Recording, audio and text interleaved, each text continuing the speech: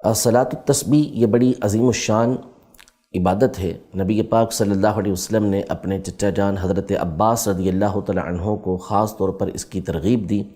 اور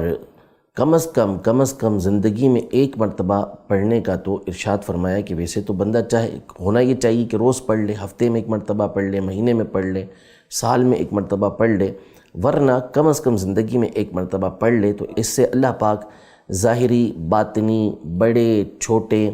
گناہوں کو معاف فرما دیتا ہے۔ یہ فضیلتیں حدیث پاک کے اندر آئی ہیں۔ اس کا طریقہ کار یہ ہے کہ بنیادی اعتبار سے اس میں جو چیز زائد ہے وہ یہ ہے کہ ایک تسبیح ہے سبحان اللہ والحمد للہ ولا الہ الا اللہ واللہ اکبر۔ یہ تسبیح 300 مرتبہ پڑھنی ہے۔ اس کا طریقہ کار یہ ہوتا ہے، نفل صلاۃ التسبیح کی نیت کر کے جب اللہ اکبر کہیں گے تو پہلی رکعت کے اندر ثنا پڑھنی ہوتی ہے، تو ثنا پڑھنے کے بعد 15 مرتبہ یہ تسبیح پڑھنی ہے سبحان اللہ والحمد للہ ولا الہ الا اللہ واللہ اکبر۔ اب اگر آپ اکیلے نماز پڑھ لیں تو اعوذ باللہ بسم اللہ، پھر اس کے بعد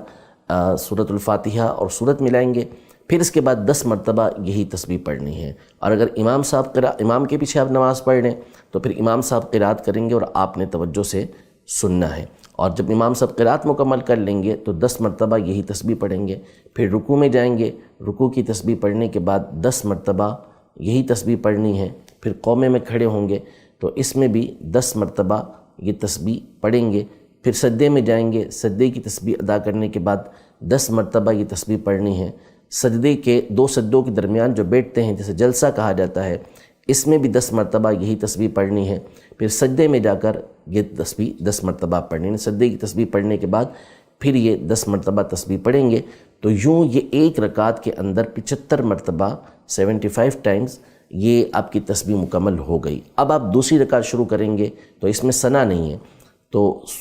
قراءت سے پہلے ہی 15 مرتبہ یہ تسبیح پڑھنی ہے، اور پھر اس کے بعد قراءت کے بعد دوبارہ 10 مرتبہ یہ تسبیح اسی طرح جیسے پہلے بتایا گیا یہ رکعت بھی 10 تسبیحات کے ساتھ مکمل کرنی ہے۔ پھر جب التحیات میں بیٹھیں گے تو وہاں یہ تسبیح نہیں پڑھنی، بلکہ التحیات پڑھ کے درود ابراہیمی پڑھ کر دعا پڑھ کے کھڑے ہو جائیں گے، اب دوبارہ ثنا سے ابتدا کریں گے، اور اس میں ثنا پڑھنے کے بعد دوبارہ 15 مرتبہ یہ تسبیح پڑھی جائے گی، قرات ہوگی، پھر اس کے بعد 10 مرتبہ، یوں 75 مرتبہ